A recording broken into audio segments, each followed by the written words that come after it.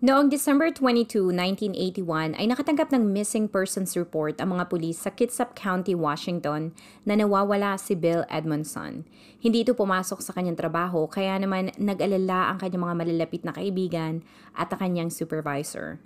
Sino ang dahilan ng kanyang pagkawala? Welcome back mga kababayan sa Tagalog Crime Stories. Ang channel na ito ay eksklusibong nagbabahagi ng mga krimen na nangyayari hindi lamang sa Pilipinas kundi sa iba't ibang lugar sa buong mundo. Isinasalaysay ko ito sa lengguwaheng Tagalog. Kung gusto mo ang mga ganitong content, please consider subscribing para lagi kang updated sa mga bago kong i-release na videos. Shoutout sa mga viewers ko sa United States at sa mga nag-send ng kanilang warmest regards. I hope you guys are doing well at lagi kayong safe mga kababayan. Ipinanganak si Bill Edmondson noong September 14, 1958 sa Pennsylvania. Hindi naging madali ang kabataan ni Bill dahil ipinanganak siya sa kulungan dahil ang kanyang ina ay nakulong sa pagpatay nito sa kanyang ama. Kinusuhan ang kanyang ina ng second-degree murder at sinentensyahan ito ng 10 taon na pagkakakulong. Pero makalipas lamang ang 5 taon na pagkakakulong ay nabigyan ng kanyang ina ng parol dahil sa maganda nitong pag-uugali sa loob ng kulungan. Matapos makalaya ay kinuha siya nito sa bahay ampunan at magkasama sila na nabuhay sa iisang bubong. Matapos makagraduate ni Bill sa high school ay nagdesisyon siya na pumasok sa Navy para layuan ang kanyang masalimuot na nakaraan. Matapos ang 4 na taon ay napromote siya at nagtrabaho siya bilang clerk sa Yeoman Naval Base. Kalaunan ay inilipat siya sa Bangor Submarine Base sa Kitsap County, Washington. At sa edad na 23 ay alam ng mga tao na nakapaligid sa kanya na gusto nito na magkaroon ng sariling pamilya at asawa. Isang araw habang nasa bar siya ay doon niya nakilala at nasulyapan si Rosalina Manthi. Tulad ni Bill ay mabigat din ang nakaraan ni Rosalina. 1 taong gulang pa lamang ito ay namatay sa isang aksidente ang kanyang mga magulang sa Pilipinas at buong buhay niya ay nasa bahay ampunan nito. Lumipat si Rosalina sa United States noong siya isang teenager pa lamang at noong 1981 ay nakilala niya si Bill sa isang bar malapit sa Navy base na pinagtatrabahuhan nito. Ayon sa kwento ni Bill sa kanyang mga kaibigan ay kahihiwalay lang ni Rosalina sa kanyang mapang-abusong asawa na nagngangalang Richard Manthi at mag-isa nitong pinapalaki ang kanyang 3 taong gulang na anak. Nagkamabutihan ang dalawa at kalaunan ay pinakilala ni Rosalina ang kanyang anak dito. Matapos lamang ang ilang buwan na magkakilala ang dalawa ay nagpakasal sila noong August 21, 1981. Naghoneymoon na mag-asawa sa Montana bago sila umuwi sa kanilang bagong biling tahanan sa Lake Symington. Galante si Bill sa kanyang bagong pamilya at excited itong magdiwang ng Pasko kaya naman ilang araw pa lamang bago ang Pasko ay marami na itong biniling regalo para sa kanyang mag-ina lalo na sa kanyang stepdaughter. Pero 3 araw bago sumapit ang Pasko, December 22, 1981, ay hindi pumasok si Bill sa kanyang trabaho. Hindi normal na hindi nagsasabi at wala sa ugali nito ang hindi magbigay ng abiso sa kanyang trabaho kung hindi siya papasok, kaya agad na naalarma ang kanyang supervisor at tumawag ito sa kanyang may bahay na si Rosalina. Agad sinabi ni Rosalina na hindi umuwi ang kanyang asawa at hindi niya alam kung nasaan ito. Dumaan ang ilang araw pero hindi pa din nagpapakita at nagre-report sa kanyang trabaho si Bill. Isa sa mga kaibigan nito ay nakatanggap ng tawag mula mismo kay Rosalina. Hinahanap nito ang asawa pero sinabihan niya ito na wala siyang alam sa lokasyon ni Bill. Nang parehong araw na din na yon ay nagsimula na palang mag-imbestiga ang United States Naval Criminal Investigative Service or NCIS sa pagkawala ng isa sa kanilang miyembro. Bukod sa NCIS ay naging bahagi na din ng investigasyon ang mga lokal na pulis sa Washington. 1 linggo matapos may report ng supervisor ni Bill ang kanyang pagkawala ay nakita ang kanyang katawan noong December 29, 1981. Sa inisyal na investigasyon, nakita ng mga investigador na basag ang kanyang muka, ilong, halos mawasak ang kanyang bibig at sobrang pamamaga ng kanyang mga mata sa sobrang pagkabugbog. Nakakita din sila ng prints ng isang cowboy boots sa paligid ng katawan nito. Nang lumabas ang opisyal na resulta ng autopsy, nakumpirma na hindi pambubugbog ang pumatay dito kundi ang tama ng mga baril sa kanyang katawan. Pinuntahan ng mga otoridad ang kanyang may bahay para ipaalam ang sinapit nito.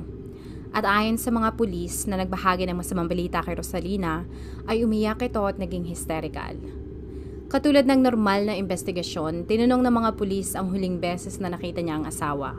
At sinabi nito na lumabas silang mag-asawa at iniwan niya ito sa bar na kinakausap ang isang lalaki na may mahabang buhok. Inilarawan niya na ang kausap ng asawa ay isang drug pusher at ibinahagi nito na lulong sa droga at lasinggero si Bill. Idinagdag niya na iniwan niya ang asawa sa bar kasama ang lalaki at pumunta siya sa ibang bar para makipagsayaw kasama ang ibang mga Navy officers. Sinabi ni Rosalina na hindi siya umuwi sa kanilang bahay bagkus ay nakitulog ito sa sofa ng kanyang kapitbahay. Bukod sa lalaki na huli nitong kausap sa bar ay sinabi nito na may hinala siya kung sino ang gustong mapahamak ang kanyang asawa. Itinuro niya ang kaibigan nito na si Michael Cogswell. Inihayag nito na may relasyon ang dalawa at nang maikasal silang dalawa ni Bill, si Michael ay tumira din sa bahay at nagbabayad ng buwanang renta sa kanila. Sinabi niya na hindi siya masaya sa paglipat ni Michael sa kanilang bahay dahil hindi niya gustong may ibang tao sa kanilang tahanan. Isang araw, di umano nahuli niya ang dalawa na magkasama na hubad sa kwarto. Nang tinanong ng mga pulis si Rosalina kung meron bang boots si Michael ay ipinresenta nito ang dalawang boots ng kanilang roommate. Pumayag si Rosalina na maghanap at siyasatin ng mga pulis ang kanilang bahay at mga sasakyan nila na nakapangalan sa kanya at sa kanyang asawa. Inilista niya lahat ng kanilang ari-arian pero sinabi nito na hindi nila pwedeng siyasatin ang sasakyan na red AMC Gremlin dahil pagmamay-ari din ito ng kanyang dating asawa na si Richard Manthi at kailangan nilang humingi ng permiso para siyasatin ito. Ibinigay nito ang address ng kanyang dating asawa at isinama nila ang pangalan ni Richard Manthi sa mga tao na kanilang kwe-questionin pero inuna nilang questionin ang di umanong karelasyon ni Bill na si Michael Cogswell. Kusang pumunta si Michael sa istasyon ng mga pulis para linisin ang kanyang pangalan. Itinanggi nito na may relasyon sila ni Bill at nilinaw niya na hindi siya interesado sa mga lalaki. Inilahad din niya na isang araw bago mawala si Bill noong December 21, 1981 ay pumunta sila sa bar at nang makauwi sila sa kanilang bahay ay umilis ulit ang kaibigan kasama ang kanyang may bahay na si Rosalina.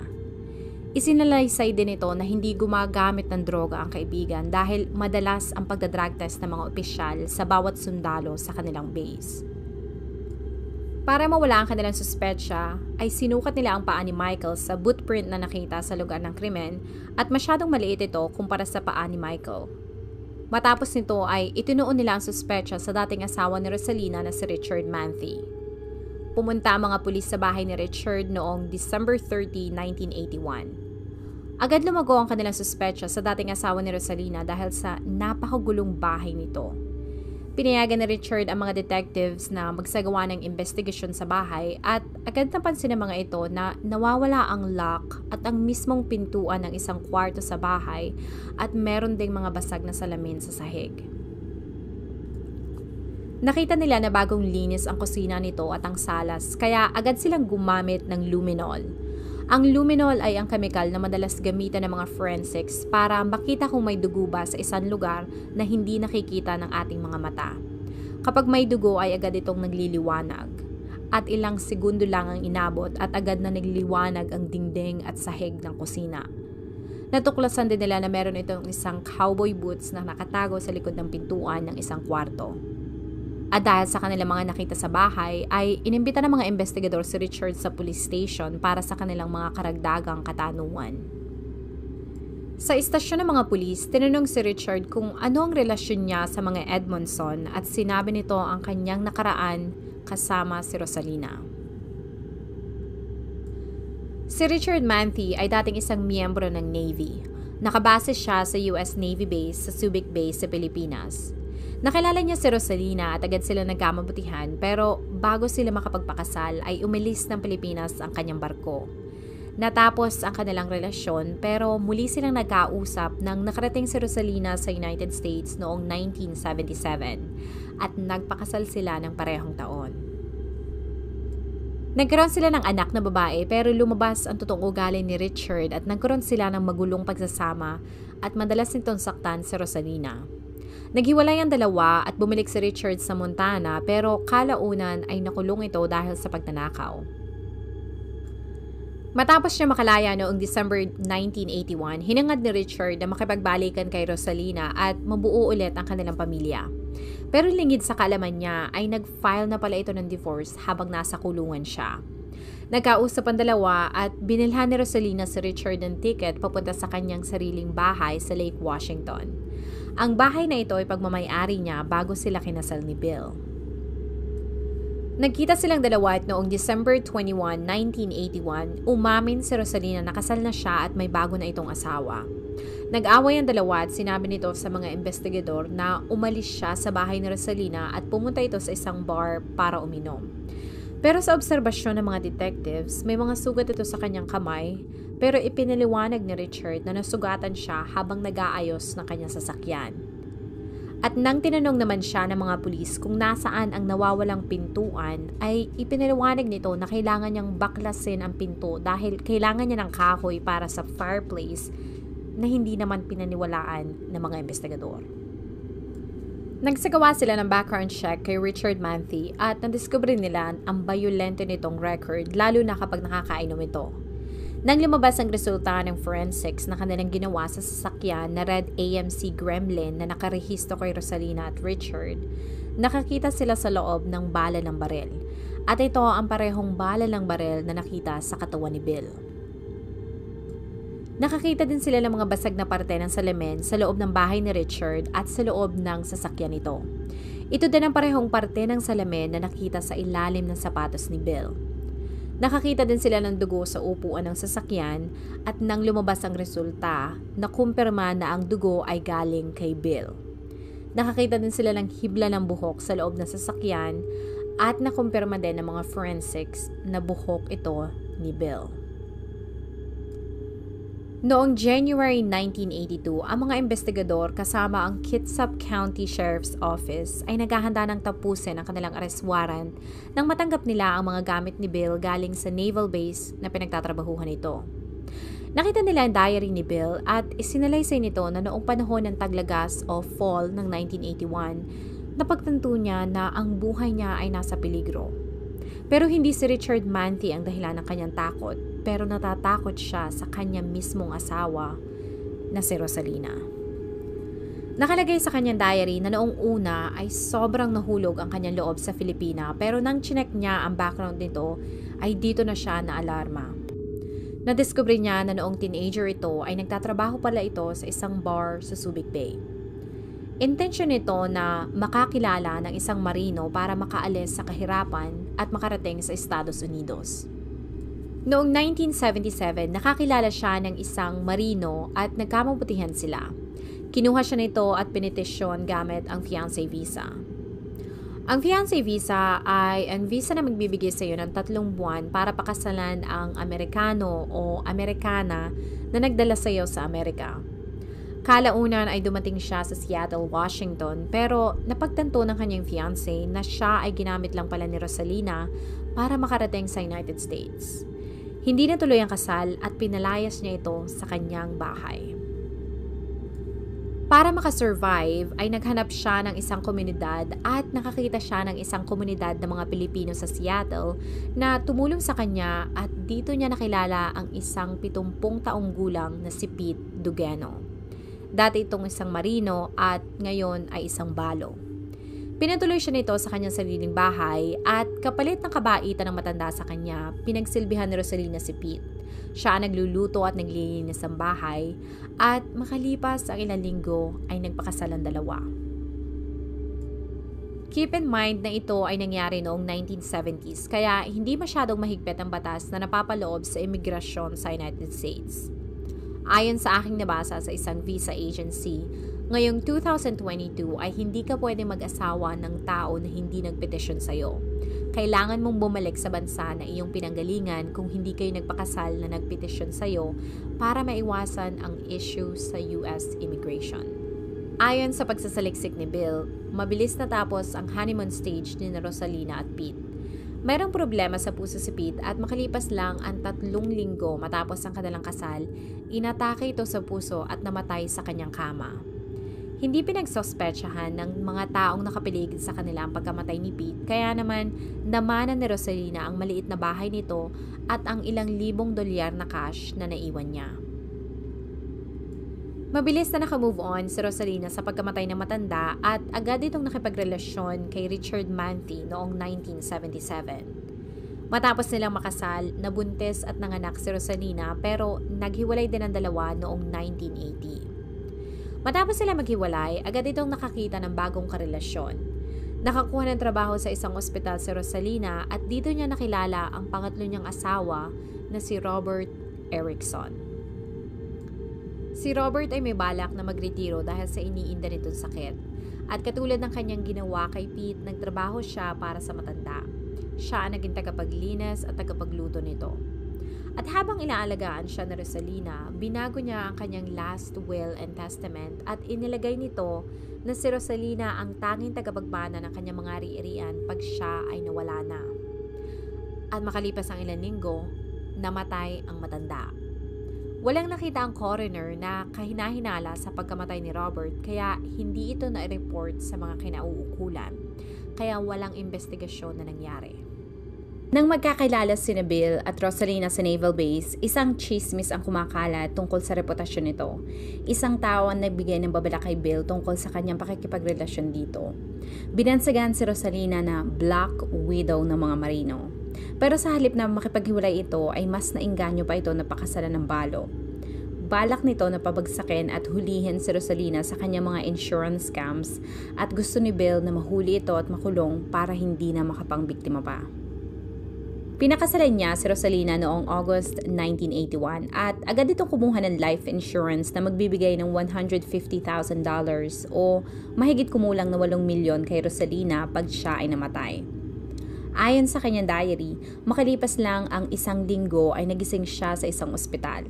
Nadiskubre ng mga doktor na meron siyang allergies sa mga gamot na kanyang iniinom na nagdulot ng anaphylactic reaction.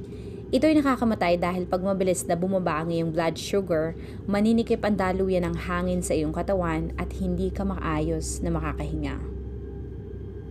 Nang tinanong siya ng doktor kung paano niya ito nainom ay naalala niya na nagising siya ng gabing yun at nakita niya si Rosalina na nakapatong sa kanyang dibdib at pilit nitong nilalagay ang maraming Tylenol pills sa kanyang bibig. Matapos ang insidente, dito na niya sinimulang magdokumento o magsulat sa kanyang diary. Isinulat niya na kapag may nangyari sa kanyang masama, ang unang tao na dapat imbestigahan ay ang kanyang asawa na si Rosalina. Bukod sa pagsusulat sa kanyang diary, ito din ang dahilan kung bakit niya pinutuloy ang kaibigan niyang si Michael sa kanilang bahay para masigurado nito na walang mangyayari sa kanyang masama. Pero lalong lumala ang kanilang away.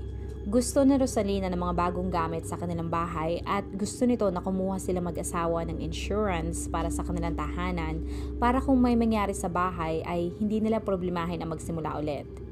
Dahil sa malakas na paggastos ni Rosalina sa pera ni Bill, lumaki ang utang nito sa bangko.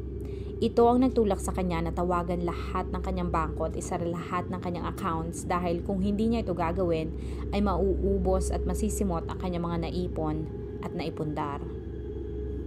Noong December 1981, ilang buwan lamang makalipas ang kanilang kasal, isinulat ni Bill sa kanyang diary na nagkamali siya sa kanyang desisyon na pakasalan si Rosalina. Kahit nabasa ng mga investigador ang diary ni Bill, ay kailangan nila ng malakas na ebidensya para makasuhan nila si Rosalina. Pero habang umahanap sila ng ebidensya na magsasangkot dito, ibinalik nila ang kanilang pansin kay Richard at inaresto nila ito. Noong January 14, 1982, opisyal na inaresto ng mga pulis si Richard at kinasuhan ng first-degree murder. Noong March 1982, nakatanggap ng tawag ang mga investigador na nagkikwento si Richard sa loob ng kulungan tungkol sa nangyari kay Bill. Ayon sa kwento, ay dinadamay nito sa pagpatay si Rosalina. Kinausap ng mga otoridad ang kasama sa kulungan ni Richard at ayon dito ay sinabi nito sa kanya na kahit nagpakasal na si Rosalina at Bill ay patuloy siyang dinadalaw ng dating asawa sa kulungan. At sa pagdalaw ni Rosalina ay lagi niyang sinasabi na sila ay kasal pa din. Idinagdag nito na noong December 17, 1981, inilipat ni Rosalina si Richard sa bahay niya sa Long Lake Road na kanyang minana galing sa dating asawa na si Robert Erickson. Makalipas ang ilang araw noong December 21, 1981, dumating di umano si Rosalina sa bahay na tinutuloyan ni Richard na may dalang isang case ng beer. Alam niya na hindi makokontrol ni Richard ang kanyang sarili paglulong ito sa alak. Iniwanan ni Rosalina si Richard na umiinom ng beer at makalipas ang ilang oras ay bumalik ito. Sa pagkakataong ito ay kasama na niya ang kanyang asawa na si Bill na nakainom din. Ipinakilala niya kay Richard si Bill at sinabi niya dito na ito ang kanyang bagong asawa. At dahil sa hindi niya alam na diniborsyo na pala siya ni Rosalina habang nasa kulungan, mabilis na nagalit si Richard. Nagamok ito pero hindi siya nakakuha ng reaksyon mula kay Bill kaya sinuntok niya ito sa ilong. Di umano ay sinuntok ni Richard si Bill paulit-ulit at nang bumalik ang katinoan nito ay bigla nitong napagtanto ang kanya nagawa. Humingi ito ng tawad at binalak nito na dalhin sa ospital ang duguang biktima. Habang inaakay ni Richard si Bill palabas ng bahay ay sinabi nito kay Rosalina na babaguhin niya ang kanyang insurance policy at tatanggalin niya ang pangalan ng asawa para wala itong makuha. Nagalit si Rosalina at sumigaw ito kay Richard na kung hindi mo siya papatayin, ako ang papatay sa kanya. Nakapasok sa sasakyan sina Bill at Richard at sinabi nito kay Bill na buhay ng radyo sa sasakyan sabay sabi na ang taong mamamatay na ay dapat nakikinig sa kanyang paboritong estasyon. Matapos nito ay binaril niya sa ulo si Bill ng 2 beses.